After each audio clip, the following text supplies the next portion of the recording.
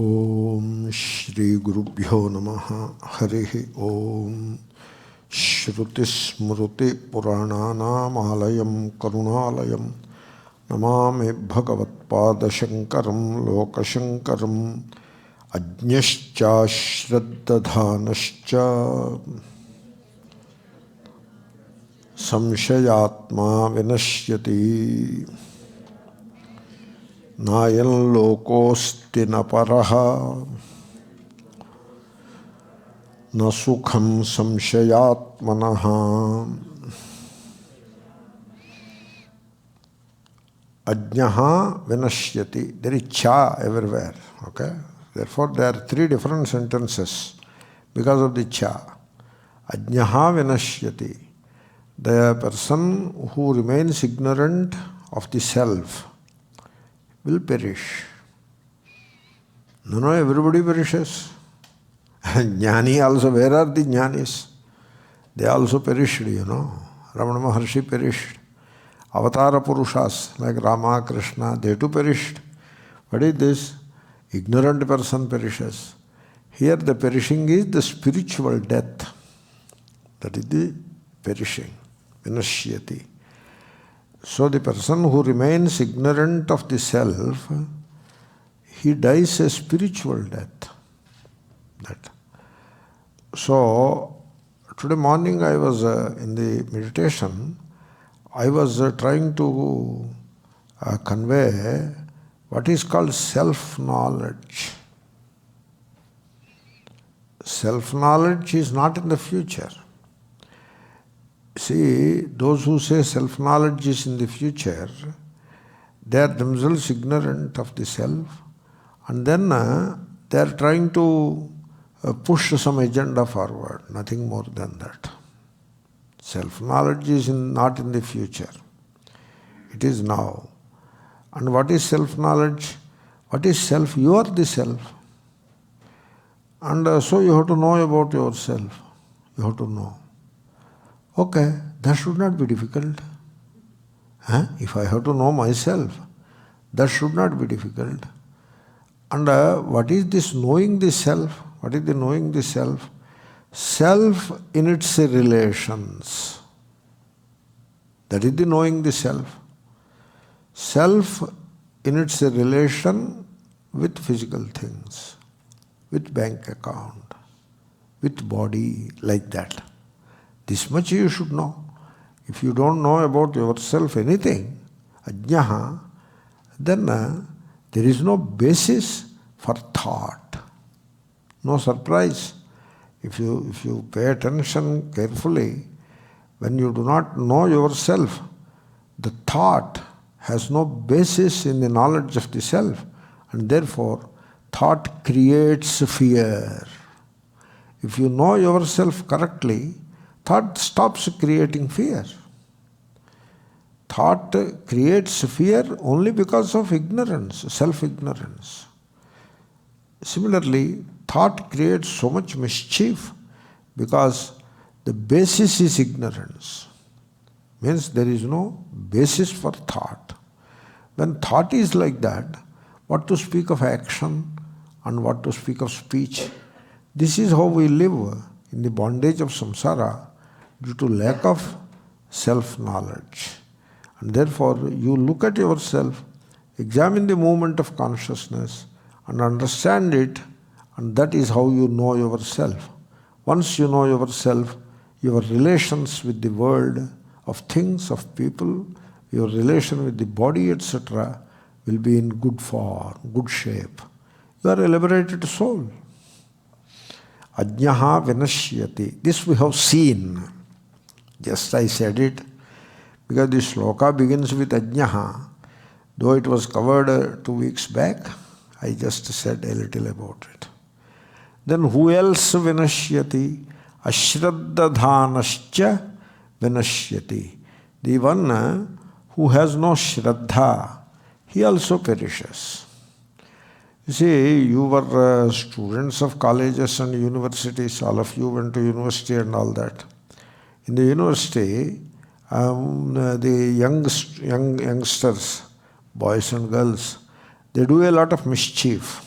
They are very active, mischievous, shouting, jumping, running, all kinds of things. Sometimes they play games with the teacher also, and they misbehave also. All kinds of things they will do in the university. The age is like that. But in spite of all mischief, there are many of the students, they work hard and they study well. Only a few students, they are part of the mischief as much as the hard-working students, and they don't study at all. Therefore, you are welcome to a little mischief because that is the age. Just once the line is drawn, you keep the mischief within that line, and then the rest of the energy or most of the energy you devote to your studies. That is how you got degrees of the university and all that. And that is how you became technocrats and this and that. Right? That is true, right? Suppose you will come across a student who is a part of all the mischief along with you. But when you go to the room and lock yourself inside and study well, he doesn't do that. He continues the mischief. What will happen to him? Vinashyati. His university life will go to destruction. He will not gain anything out of that university life. Very simple. Therefore, there will be some mischief as part of the youth, but you are mainly focused on the studies. That is how you are a good student and you come out successfully from the university. So that dedication to the studies, in spite of a little mischief here and there, that fundamentally you are dedicated to the studies. That is why you went to the university. Otherwise, why to go to university? You can even join a job. So why to go to college and university? Many menial jobs are available. You can join the Walmart clerk. You can become. Even that requires some qualification. Walmart building windows you can clean. We can do any one of those things and make some good money and live happily. Why are we not doing that? Because we are educated and we acquired good degrees. How did we do that? Means in spite of some mischief, we were paying a lot of attention to the studies. That is called shraddha. Very simple. Okay? So you come to Vedanta, okay? You live your family life. You call yourself father, son, etc. in a given context. And then you do your duties, continue to practice an honest profession, stay at home, you need not run away to the forest, etc. Those who have run away to the forest in a hurry, you take their advice. If they are good meaning, they will tell you stay at home. If they are jealous of you, they will advise you come, like that they will say. Because they see the comfort that you are in, and so pull him into the scheme. That's why, okay, come. That is what they say. Anyway, therefore you stay where you are, practice an honest profession, make some money, use it properly, don't cheat anybody, don't take bribe, live a simple life, be devoted to your duties, and study Vedanta. And be devoted to the vision of Vedanta. Why to study Vedanta? Why to study? Suppose you go to a doctor, and the doctor tells you what kind of medicines to be used and what kind of food to be consumed. This is all what doctors tell you. And you go to the doctor, get the medicines, get the advice written on a piece of paper and all that, come home and throw the medicines in one corner, throw the piece of advice into the waste basket, live your life the way you like. Then why to go to doctor at all? Don't go to doctor at all. No, if we don't go to doctors, they will not get fee, etc. Therefore, their incomes will plummet, and therefore we go to doctors. That's why you are going to doctor. Otherwise, their incomes will go down. That's why you are going. No, you are not going for that reason, okay? You are going because you have a love for the advice given by the doctor, and also you want to follow by consuming the medicine given by the doctor. That's why you are going. Same thing you should do with reference to Vedanta also. The same attitude of devotion is called shraddha.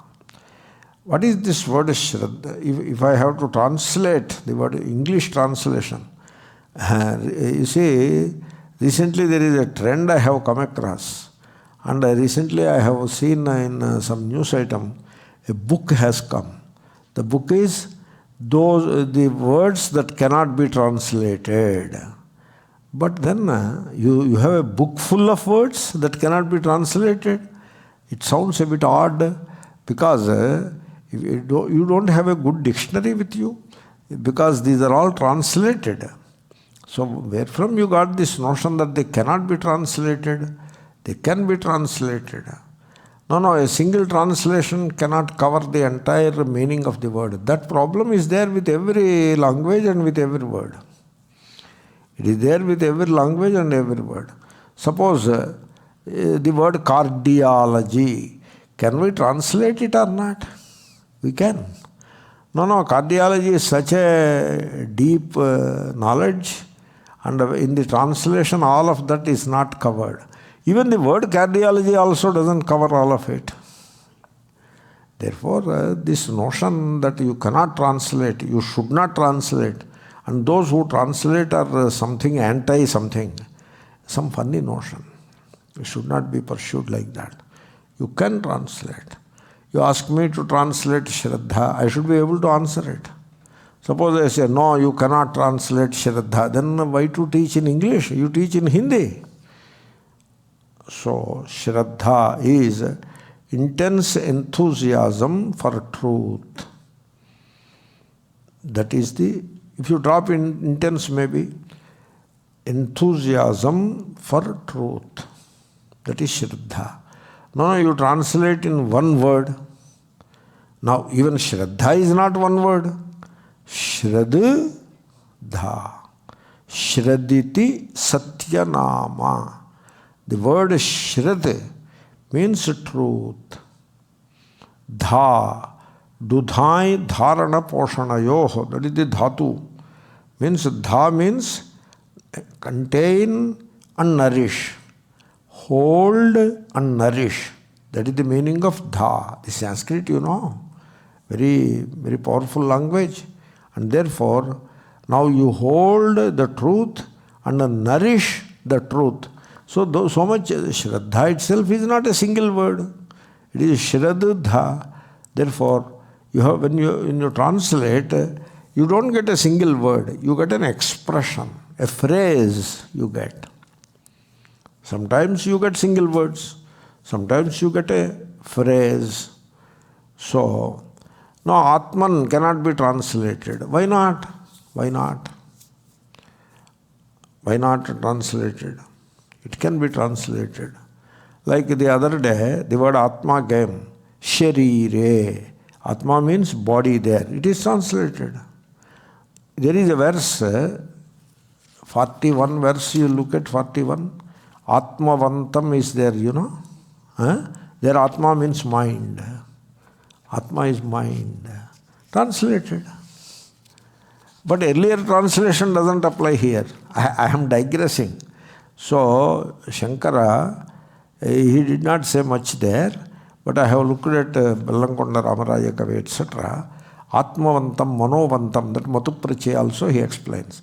Therefore, their Atma is mind.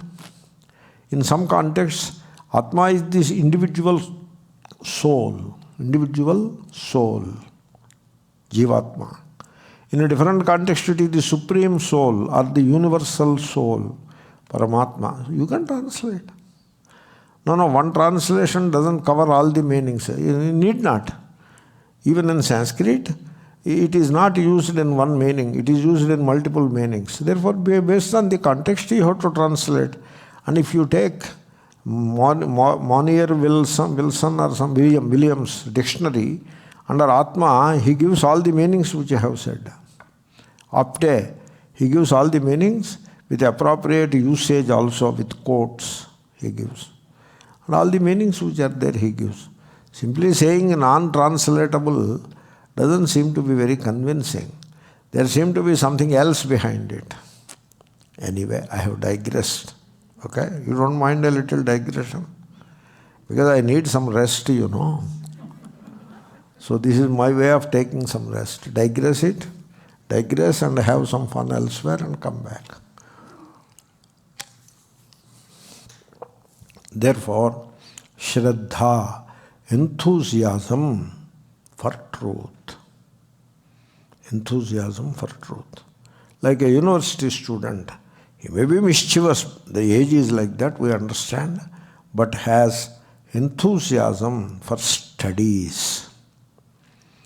We used to be like that. When we have to do some mischief, we used to do. But when it is time to study, we used to study very well.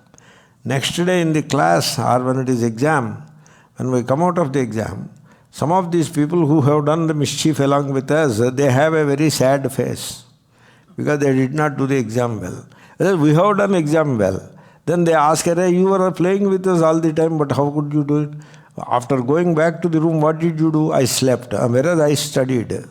That is the difference. Okay. Therefore, that is the shraddha, that enthusiasm for knowledge, for study in the high school or college or university. Here, this is Vedanta class, you know. Here study is not book study. The other day, one person in this country, he said, I have learned. It is not learning by reading a set of books. I was very thrilled by that. Oh, very well said. So there is a learning. It is not learning like you go to the school and learn half a dozen books and learn. It is not that kind of learning. It is a different kind of learning. In Vedanta, it is that kind of learning. In college, you learn by studying a set of books.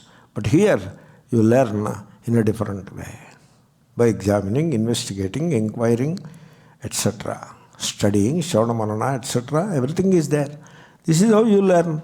And I learn the truth. And you have a love for that learning, for that truth. That love is called shraddha. You need it. You have to have that shraddha in you. The one who has shraddha is called shraddadhanaha. The dha becomes a dadhanaha. Shrad remains a shrad. Dha becomes a dadhanaha. Therefore, shraddadhanaha. The one who has enthusiasm for knowledge. People should have enthusiasm for knowledge. They come for the sake of entertainment. There is a name for it. Spiritual entertainment. There are many kinds of entertainment. You can watch a cricket match. That is an entertainment. But this Vedanta study is a spiritual entertainment. Particularly here, it is Shravanam. It begins with Shravanam. In Shravanam, it is the easiest thing. It looks like that. The way Shravanam is taken, Shravanam is what? Hearing. Hearing, then what should we do? You need not do anything. Hearing. Should we hear by standing? Not necessary. You can sit in a nice chair and hear. Can we finish? Because karma means you cannot have breakfast and do the karma. But can we do Shravanam after breakfast? Yes. This is wonderful. This is great. So, you need not participate. You need not stand and listen. You can sit and listen. You can have some nice breakfast, as much as you wish, no limit, and have it. Have a cup of coffee also, and then come and listen. This is great. So 6 to 8 idli, 6 to 8. And 3 prasadas. Prasada 1, prasada 2, prasada 3. All prasadas are sweets, you know. One is Shivaji ka prasad hai. दूसरा अंबाजी का प्रसाद, तीसरा स्कंदा मुरुगन का और सुब्रमण्य स्वामी का प्रसाद. All the 3 are different. Bhagavan ka prasad, not 1, 3. You should not ignore prasad. So all the 3 you take, 3 units, and then 6 idli, and now you are ready for Brahma Sutra class. बहुत अच्छा है. And so listen. The teacher will struggle. Athato Brahma Jigyasa. What is Atha? What is Ataha? What is Brahma? The teacher will struggle. You will be watching. Very interesting. After 1 hour, you can get up. And if you sit on the floor, the first thing you do is, after getting up, you are sitting in the chair, it's okay. But in India, we sit on the floor. And no proper mat, etc. is there. In India, we have a lot of dust. You know that, right? So what do we do after getting up? You dust off. You just beat like this so that all the dust is gone. Along with the dust, whatever you have heard, that also is gone. So you are fresh. And you do it for a length of time and then say, I am a member of the Vedanta. You are welcome. You are a member now. We have a country club, Vedanta. You are welcome. You are a good member. Now, I ask you a question. In the way of explaining shraddha, how do you go about finding anything? You have to find. You have to find the innermost self. Your own self you have to find. How do you go about finding anything? I suggest you go about by keeping your mind and heart in it. Mind and heart. Means the intellect and the love.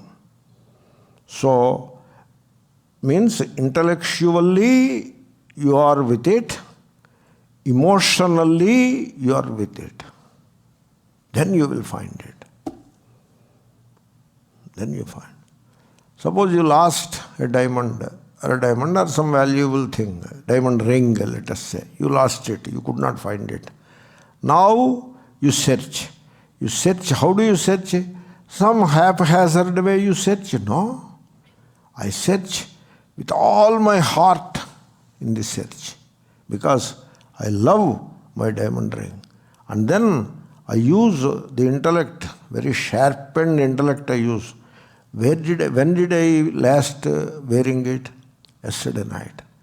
Between yesterday night and today morning, I find it missing. In these 12 hours, what are all the contexts where it could be lost? What could be?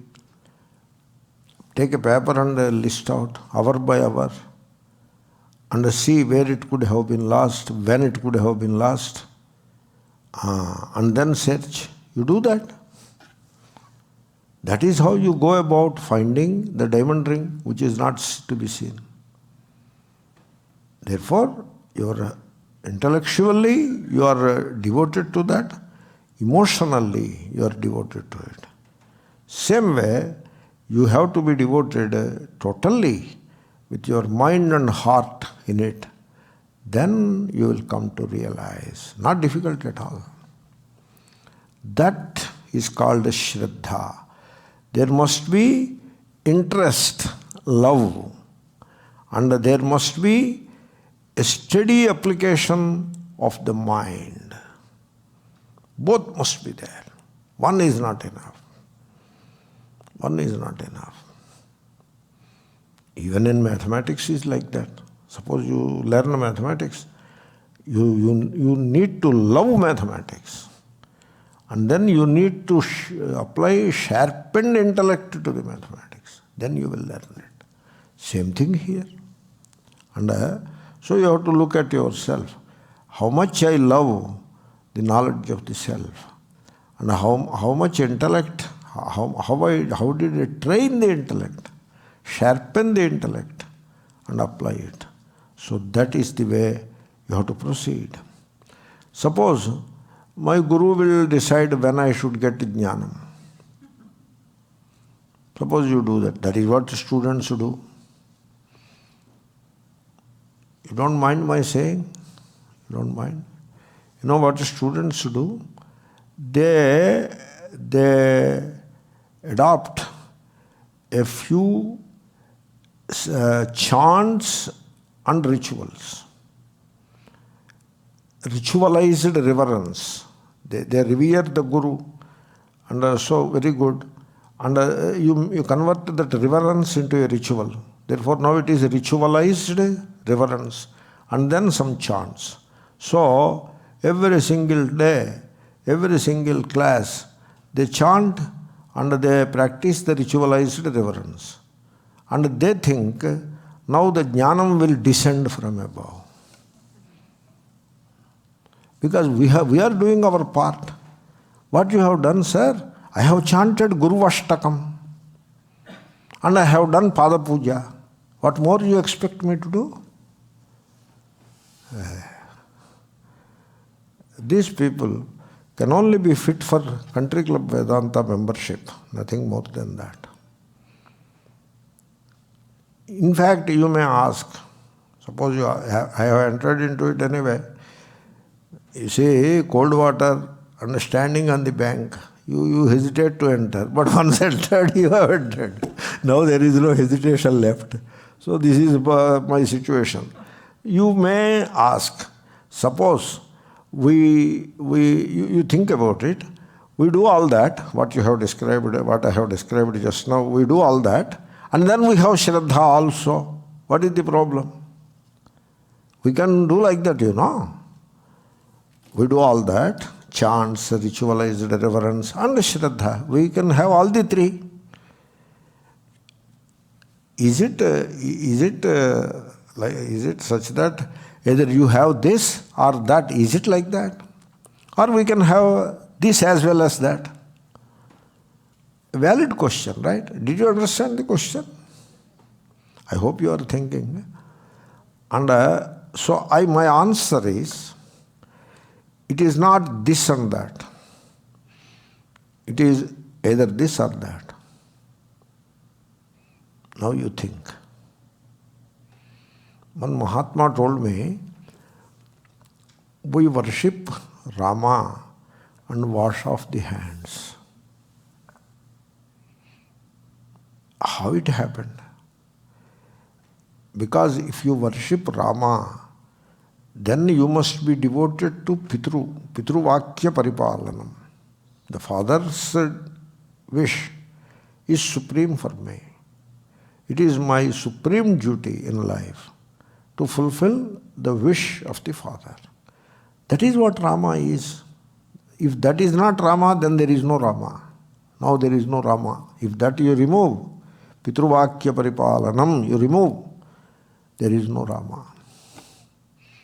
People don't look into all this. They don't study Valmiki. They just converted Rama into some religious rituals and they perform some puja and all that. And some marriage is ritual for Rama. Rama's marriage we do.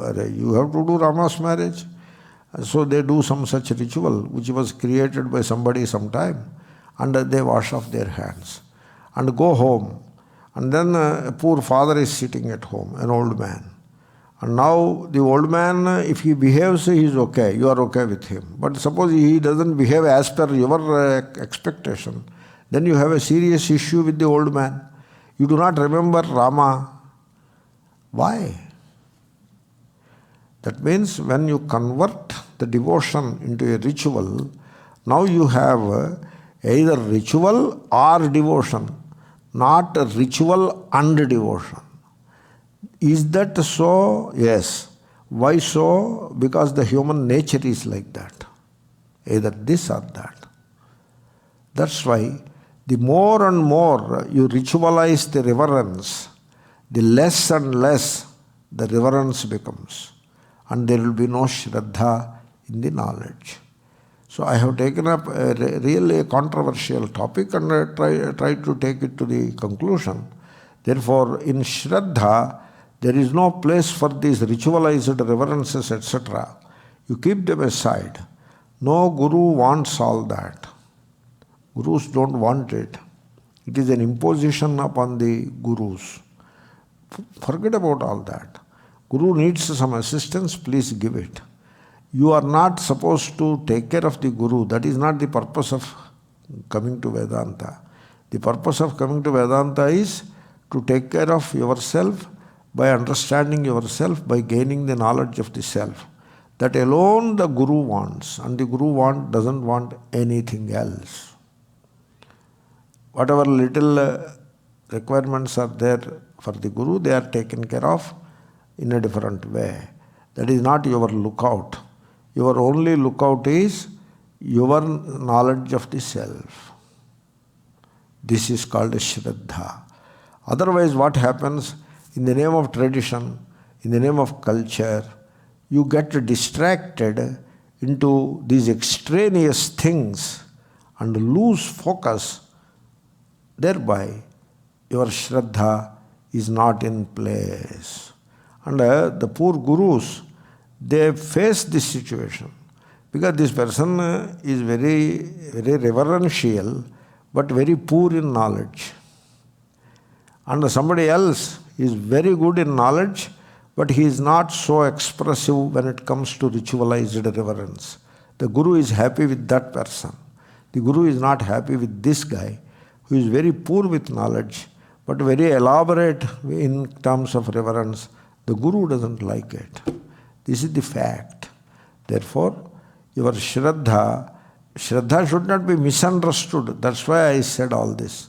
Just go on practicing chants and ritualized reverences, that is not shraddha. Shraddha is you listen with an open mind and do mananam and nididhyasanam and understand. That is shraddha. And you do that, the Guru will be ecstatic. Okay? Therefore, you must have that kind of a love for the knowledge. Then, a few elements of shraddha I will put before you. The test for shraddha. There is a test. For everything there are tests. COVID test, this test, that test. There are tests. There is a blood test. Right? And you look at the test results, that gives you an idea about the quality of blood. Right? Like that there is a test. The test, shraddha test. A few tests. Let us begin with one. Steady remembrance. That is a test for shraddha. Steady remembrance. So, means to remember what needs to be remembered is the secret of success. To remember. Okay? Shall I give a few examples? Like, Swamiji, tomorrow is your birth date. Then I remember, ajasya vakra chetasaha najayate mriyate va. I remember that. Then death stares in the face, means the person is ready to go and he knows. Then he remembers. Nahanyate hanyamane sharire. He remembers. Then the son, he grows and becomes independent and says bye and goes away. Then you feel like sitting and crying. Ayo, the son who is with me, he is now left. You feel like crying, unhappy. Then you remember, na mata na putraha. Remember. Then you lost the purse with some money in it. You lost it. Then you remember, artham anartham bhavaya nityam. Then somebody has abused you. Then you remember, these outside events, you call them abuse. That's why it appears as abuse. These events, we should not label them this way, that way. These events are, finally, they are illusory. That is the outside thing. And inside, who is it that got abused? Who is abused? Who is abused in this apparatus Is the body abused? No, body doesn't feel hurt or insulted. Who is insulted? The body. Body is not insulted. You hear the insult with your ears. Are the ears feeling insulted? Oh, I am insulted. The ears are getting insulted. No, ears don't get insulted. Then in this apparatus, what is it that is insulted? I am examining. The other person is insulting me, and now I am examining. What is it that is got insulted? What is it? Oh, the me. The me gets insulted. That a sense of me gets insulted. I am watching that sense of me.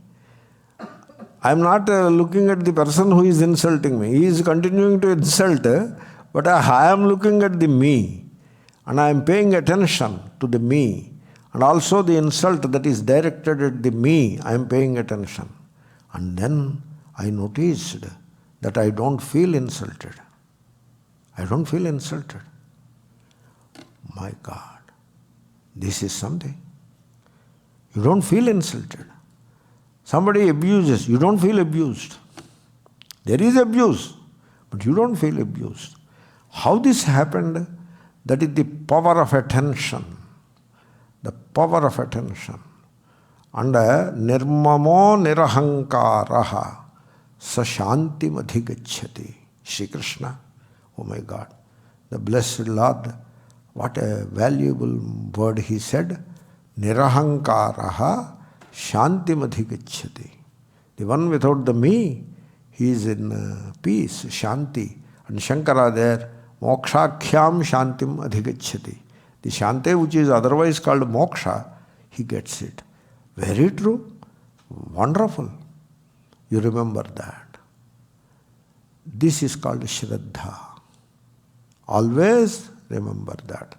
An event happens which is not very happy to you, which is not very favorable to you, then you say, the prime mover, the prime mover. God bless, the prime mover. Things do not happen by the agency of the me. They happen by the will of that prime mover. Remember that and see what happens. That unfavorable event which is supposed to give a lot of heartburn to you, it doesn't disturb you. You feel normal. You do not feel particularly insulted or abused or wronged. You do not feel any of that because you remember that. You see, what is shraddha? Remembering the right thing at the right time is a shraddha. I had a small experience. One gentleman, he studied Gita very well. He was angry. Then I told him, Sir, you are angry. Kama esha krodha eshaha, Shri Krishna said. I said this much. I did not finish the verse. Then he looked at me with the wide open eyes, red eyes. You teach me Gita? I told, no, I am not teaching you Gita. Gita you already know. I am reminding you Gita. No, you need not remind me. I know all that. But you don't seem to know anything. I said that. You don't seem to know. No, you mean to say, I don't know Gita. You know Gita, but you don't seem to remember that. You have to remember. I am reminding you. So he is angry. Then I withdrew. This is how people are. They don't remember themselves, and somebody reminds, they become more angry. And we should not remind also. Suppose somebody is performing birthday party, and I go there, and he tells Swamiji, Pranam, today is my birthday. Please bless me. So now I want to say, dear son, you are never born. Dear sir, you are never born. What kind of blessing it is? You are not born. Why don't you know that? Suppose I say that. Then you know what he will say? This Swami is some peculiar Swami. No Swami is like him. They happily bless and give a fruit and take a cover. What happened to this guy? This guy, what happened to him? So I am not supposed to say that. I'm supposed to say, many happy returns of the day. And then the mantra, happy birthday to you. This mantra. There's some swaram also for that. Anudatta, udatta, these swaras. So that is what I am supposed to do. I tell you, you need to look at this shraddha aspect. Therefore, the acid test of shraddha is ability to remember the right thing at the right time. I gave you 4, 5, 6 examples.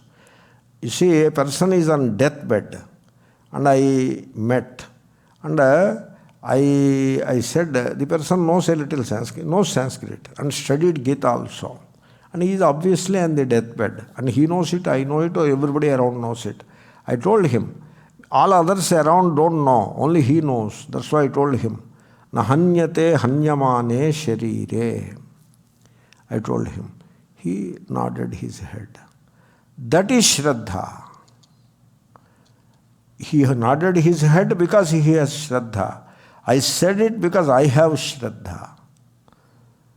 I did not say, oh, everything will be all right, you will not die. Your horoscope says you will live another 10 years. Or I am blessing you, long live. That is not a Vedantin's way of dealing with the situation. We do not try to dodge death. We have to welcome death. This is like that in every aspect of life. You remember Gita. Not like there is some recitation competition will be there. In the high school, college students, Gita recitation competition. Chapter 15th, you have to recite. Study well. Okay, you are all waiting. And then question. I will tell the verse of beginning and you should tell the entire verse. Aham Vaishva. The entire verse is said. Not that way. It is not a recitation competition. Gita is not meant for recitation, Appa. It is not meant for recitation. When people try to recite Gita, I feel, why they recite Gita? They don't know what else to do. That's why they recite Gita. They have to chant something. Therefore, they look around. Which we will chant? Suppose the person is dead. Now, which one we will chant? So, Vishnu Sahasra now? No. Lalita Sahasra, not at all. Then what we will chant? Bhagavad Gita you chant. This is India. So, anybody dies, they chant Bhagavad Gita. Then once I told, don't chant any Bhagavad Gita, bhai. 8th chapter, you chant. Because they are looking for something to chant. This chanting is a self-enclosed activity. You think about it. So you enclose yourself in it.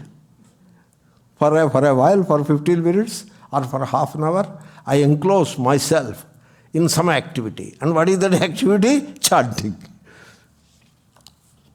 Look at that. Not like that. Not that kind of remembrance. You remember like a signpost in life. It gives you a message and you receive that message from your own recollection with love and implement it. Or you practice it. Whatever the word practice means. So this is called shraddha. In this way, now you can give a word of translation to shraddha. It is one word I have already given, one more. Earnestness. You are right earnest about it. That earnestness is shraddha. Don't say there are no translations. There are beautiful translations. English is as great as Sanskrit. You know why? English and Sanskrit are cousins. They are born from the same mother. Their sisters are cousins, maybe cousins you say. In between, Latin is there. That mother, Indo-European language it is called. From there, Latin, Greek, etc. they were born. And then English was born from the Latin, Greek, etc. On the other side, from the same source, the Vedic Sanskrit was born. out of which the Sanskrit of Gita is born, like that. And then Pali, etc. are there. Therefore, it is possible to translate. It is possible. You have to study well, and you should develop that love for language, bhasha. Love the words and examine the words and take the message from there.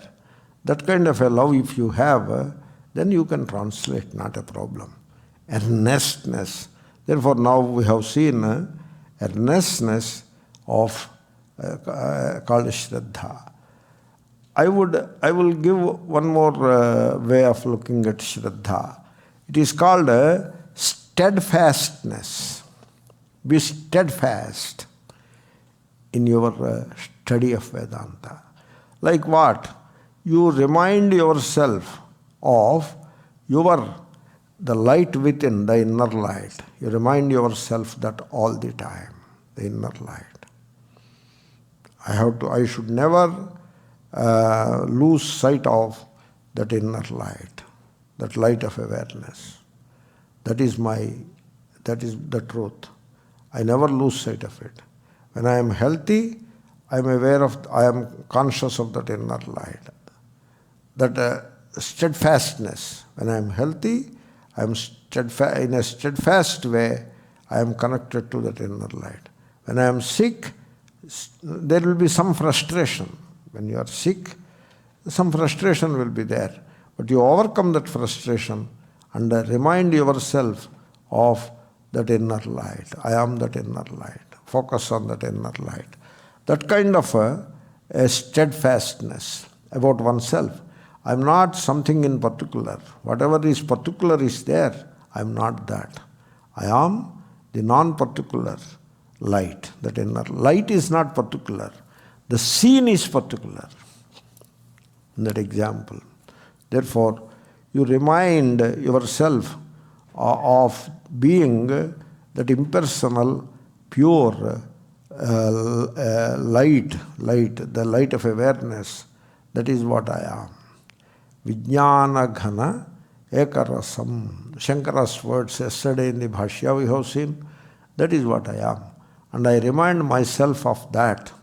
That kind of a steadfastness about oneself is called shraddha.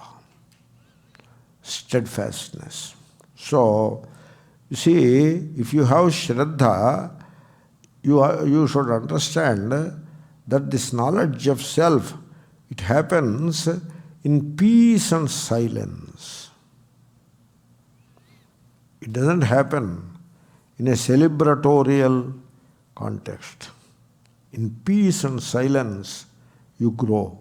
Therefore, if you have shraddha for Vedanta, you will have a lot of love for peace and silence.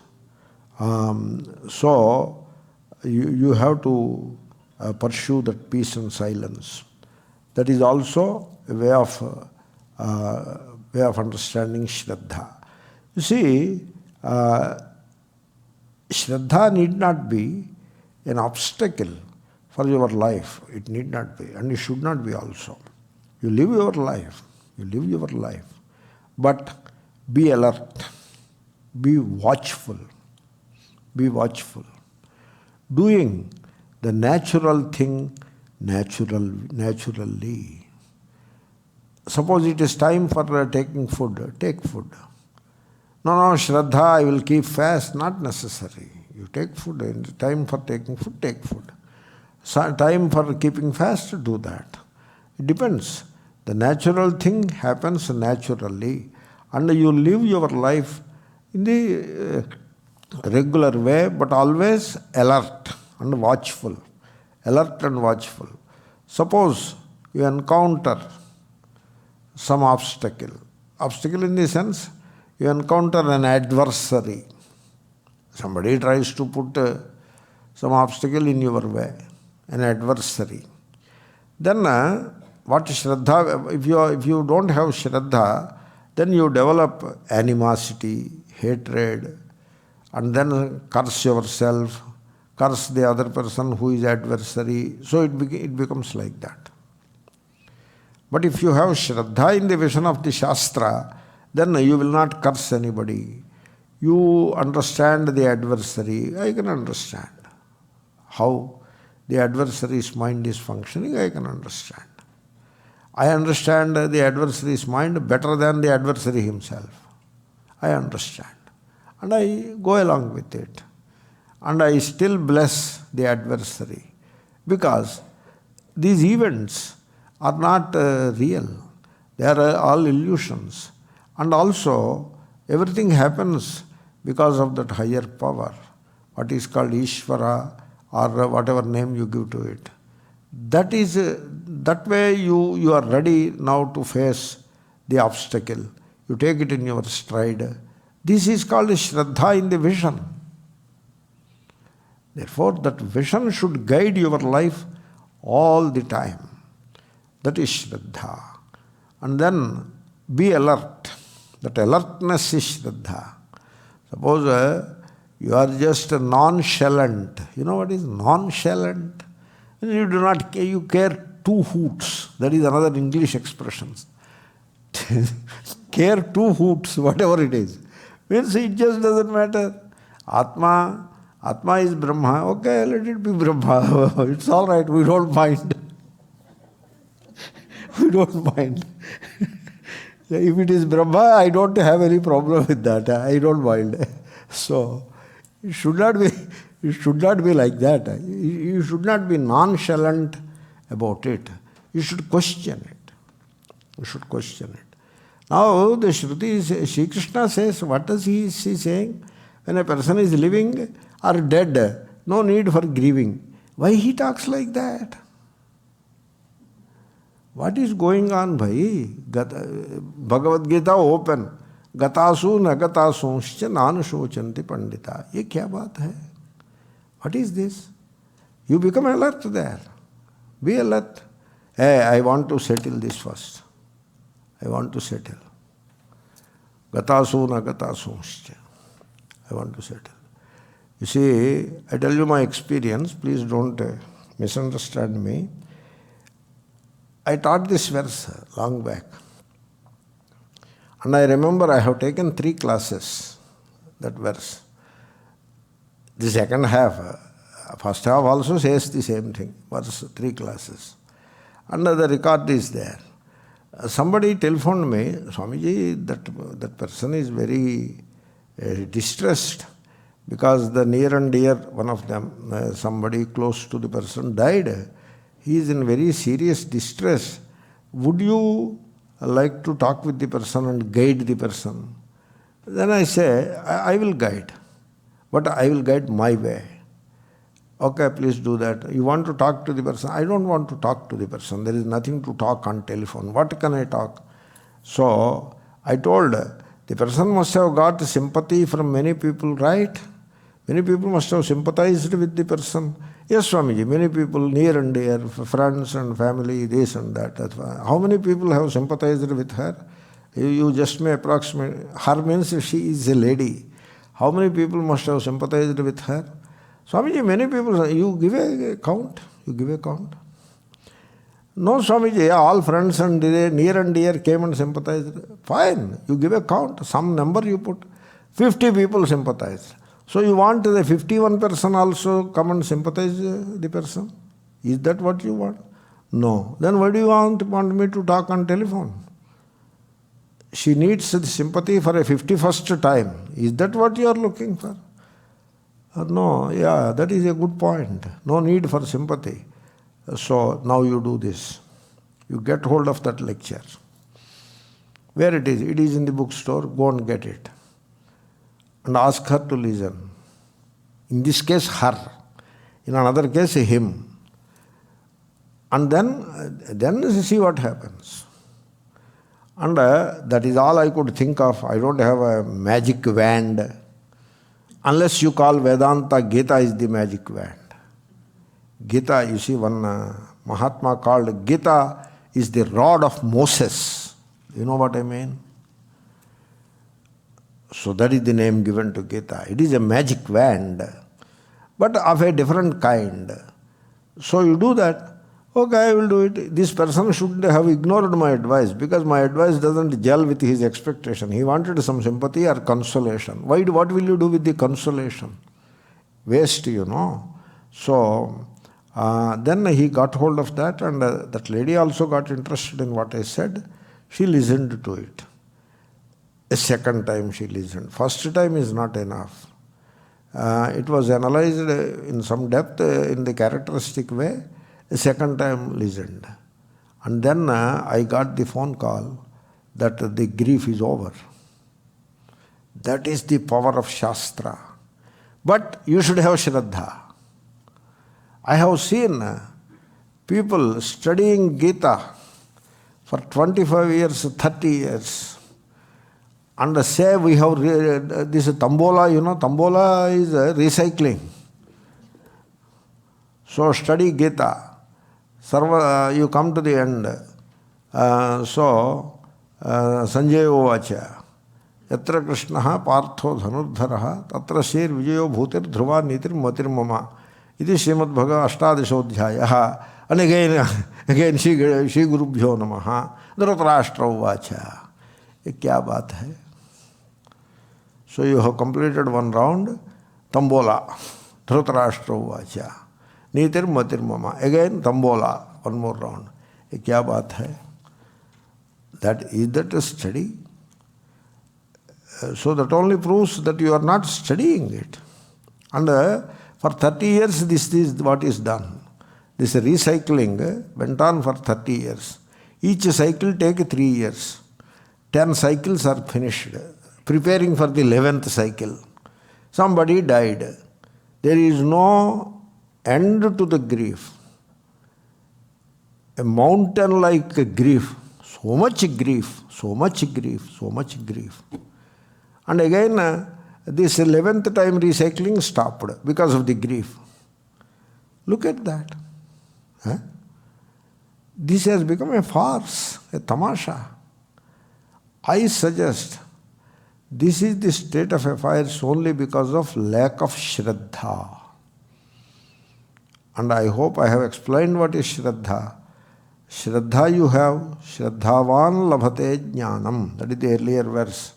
And you don't have shraddha, in spite of your recycling and your chants and your recitations and your rituals, the person who doesn't have shraddha in the vision of the Shastra is bound to perish. Perishing in the sense, the spiritual death happens. You know what is spiritual death? You believe you are going to die, and then everybody else believes that he is dead. That is the spiritual death. Because the spirit has no death. In real terms, there is no death. Anyway, I have a feeling that I have put these things in a bit harsh language, but then that thing comes from love for the vision, nothing else. And therefore, those who cultivate this shraddha, they are sure to gain the truth and get liberated, because it is with you all the time. So, shraddhavan labhate jnanam. Om Purnamadah Purnamidam.